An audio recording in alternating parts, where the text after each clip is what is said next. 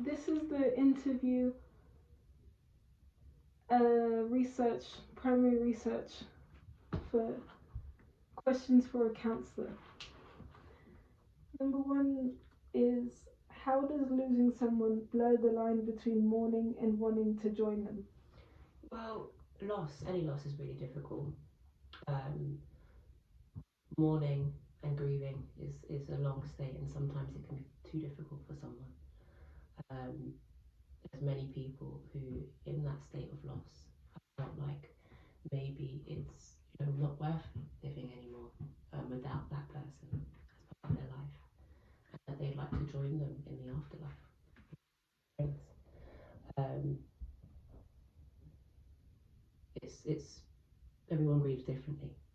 That's a really important thing to say. And there's no way of just processing and moving on from grief easily.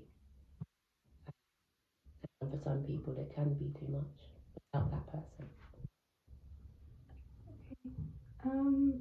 Number two is, what does it mean when death begins to feel like a companion rather than a threat? I mean, to be fair, I think that can come in two different forms, really. It could feel that death is a companion in knowing that, in relation to your first question, eventually after death, maybe having that opportunity to reunite with loved ones who've been lost. Or in another way, it could also be understanding. I'm so sorry. In another way, though, I think it could also be just the fact that knowing, well, the afterlife is quite an ominous thing. Nobody really knows what's happening in the afterlife. Sometimes it could feel that loved ones can present themselves in life.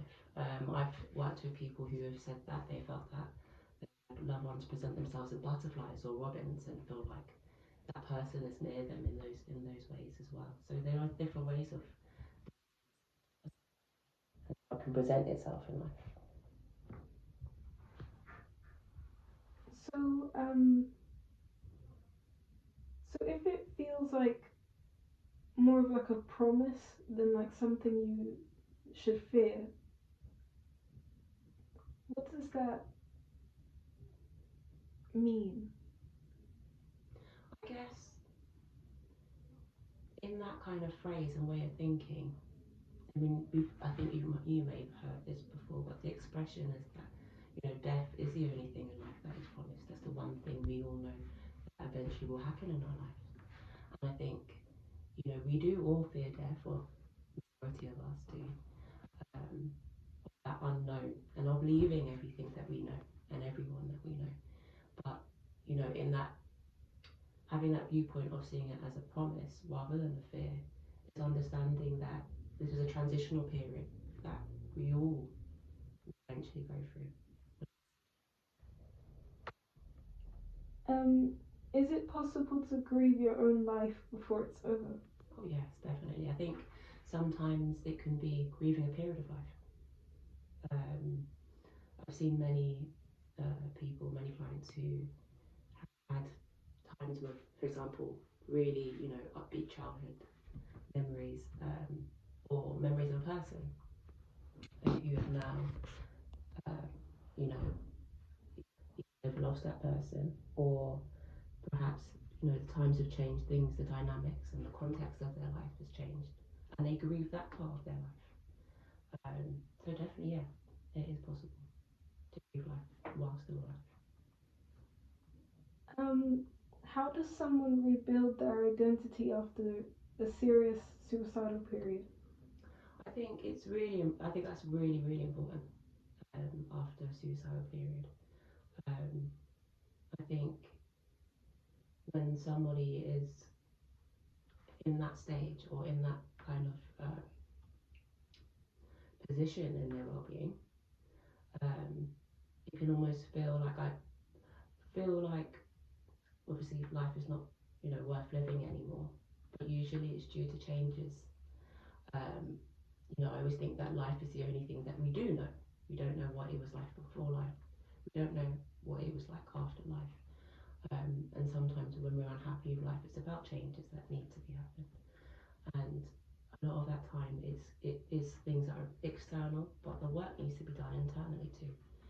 I think it's really important for someone in that position to try and find out what the root cause is for why they're feeling suicidal, and to address that first. I think that's the primary thing. I think a lot of the time, you know, particularly in modern day society, we focus on medications, which kind of just like cover up, the symptoms, what the actual underlying issue is. But I think understanding self, taking that time for self care first, um, having moments to reflect. I mean, as myself, I'm an art therapist. I think there's a lot that can be explored in just creativity. The unconscious mind in abstract art can come through and express so many feelings and so many parts of our identity that we try and suppress in modern day. But I think it's really important to identity and self worth.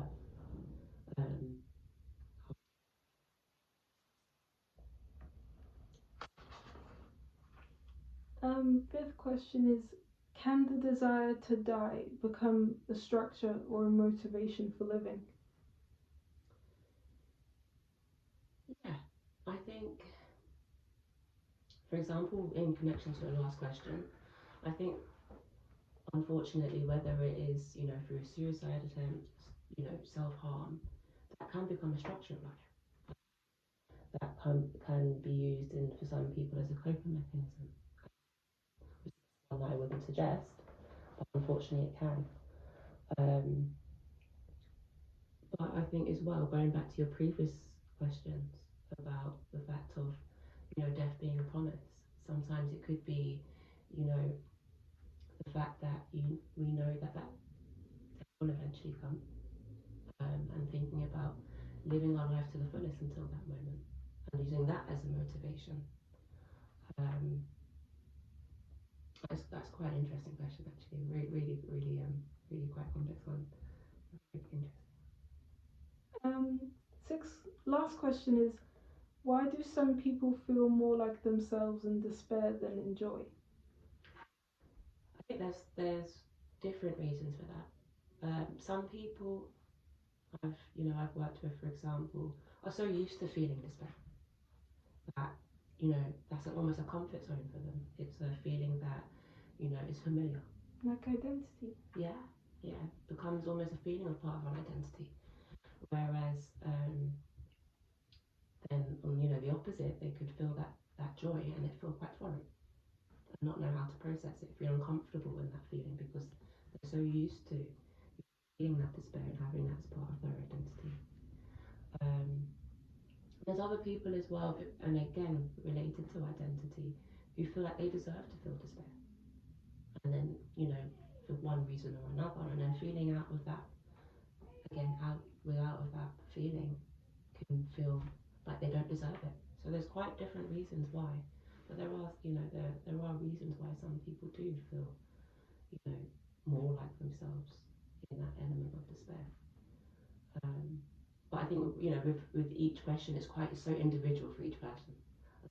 All of these things are very individual.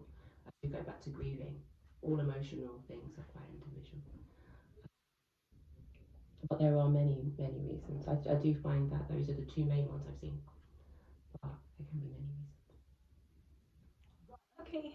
I think that was 10 minutes. That's the end of it.